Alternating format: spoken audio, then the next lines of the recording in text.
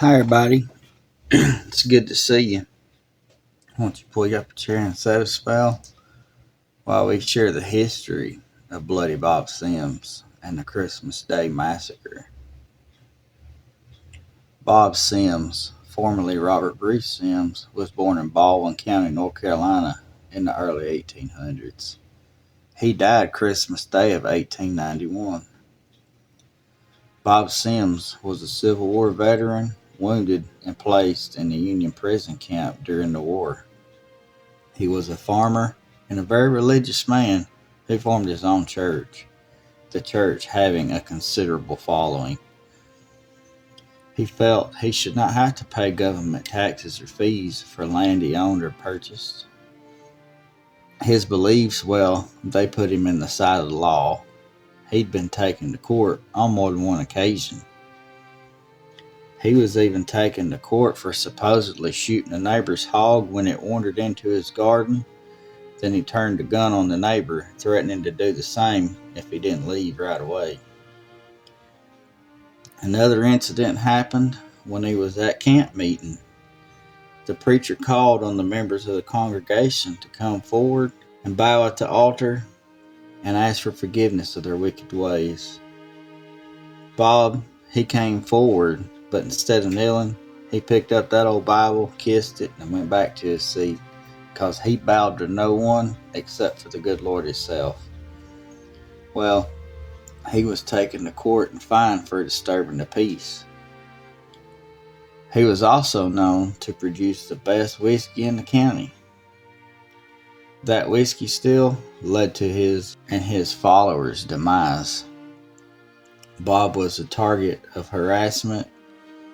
His troubles just started when the murder of Richard Carroll in May 1st, 1891. Carroll was a Baptist minister who lived in Sowippa. He preached firmly against Bob's actions and beliefs. And it's told one of Bob's followers asked for Carroll's daughter hand in marriage. He hitched his horse to the gate post and came inside to visit. Carroll was gravely disapproved of him. When his horse messed all over the ground, this infuriated Carroll. He told the man that if he didn't have sense enough to tie his horse out of the way where it wouldn't make a mess everywhere, he didn't have enough sense to court his daughter. Some of Bob's followers were accused of shooting Carroll on his porch on that fateful night. Just before supper, he was getting a drink from the well. An unknown assailant took one shot, and that was it. Carroll was dead. Bob was accused of ordering his death. Carroll was the first person to die during the coming months of what has been called the Sims War. Locals called for Sims and his men to be removed from the county. Their best bet was to involve the feds, so they planned to use Sims' still operation as a means to get what they wanted. The authorities were notified during the summer of 1891, and on 4 separate occasions, the marshal raided Bob Sims. Each time, they were outgunned, so they were forced to leave empty-handed. On the 5th visit, the marshal found Bob with less followers and were successful in hauling him in. He was taken to Bladen Springs to wait for a steamboat bound for Mobile. The group lodged at the Bladen Springs Hotel. Later that evening, Bob was out in an outbuilding where he was left under guard by a single man. Bob's brothers, his son, and 3 followers came to Bladen, and in a hail of gunfire, they broke him out of jail. Bob's brothers were injured during the gunfight and left laying.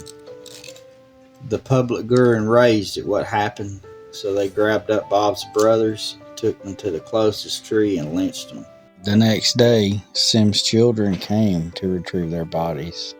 A posse formed and went in search of the Sims gang, even going to Bob's home, though he wasn't there. While in Bob's house, the posse made it known that him and his family if they didn't leave the county, they would pay. In the fall of 1891, the men were still on the run. Two of the Sims girls traveled to Montgomery and pled to the governor to protect the family so they'd be allowed to return home. The governor gave his permission and his promise to protect them. And in less than a month, the Sims, except for the two fugitives, returned home. In December of 1891, a lawsuit was taken against Bob and his men to cover the settlement, and his property was to be auctioned off. Bob found out that the local store owner reported his steal, and that started all the trouble. December 22nd, Bob and Will Savage hijacked one of the store owner's wagons 1 mile east of Gilberton. The lone driver was bringing goods from the river. They forced the driver to unload the goods from the wagon and tell the store owner he'd pay. They was coming for him to burn his home and kill him where he stood. A group of armed men hid inside the store awaiting Bob and his gang, but they never showed during the night. So the next day, they went to the store owner's home to get a bite and rest. But the night of December 23rd, 1891, the Sims gang got their revenge. Once everyone was asleep, the gang surrounded the house and set fire to it. As the store owner and his family fled the fire, they met a barrage of gunfire. 17 people were inside the house. 10 of those were children. 9 were wounded. 1 adult and 3 children were killed by the gunfire. A school teacher boarding at the house was wounded. She later died January 18, 1892, being the final death during the Sims War. A posse was formed, and they swore the Sims gang wouldn't live to see New Year's. They rode to Sims' house and surrounded it Christmas Eve of 1891. The siege of the Sims house would last until the evening of Christmas Day, 1891. Constant gunfire between the posse and the Sims gang rang out from the house until finally Bob and the Sims gang finally surrendered. The sheriff arrested Bob Sims, Tom, Will, and Tyree Savage. They headed out toward Butler, 20 miles north. 25 men escorted them, but an angry mob of 300 men met them at the same crossroads. They stopped them. The mob overtook the men and lynched the 4 men for their deeds. With that, the war was over. December 25th, 1891. Finally, peace in the South. Good old backwoods justice ended it all. Well, folks, I want to thank you for sitting and listening to the historic tale of an Alabama outlaw of Bloody Bob Sims. And thank you for listening.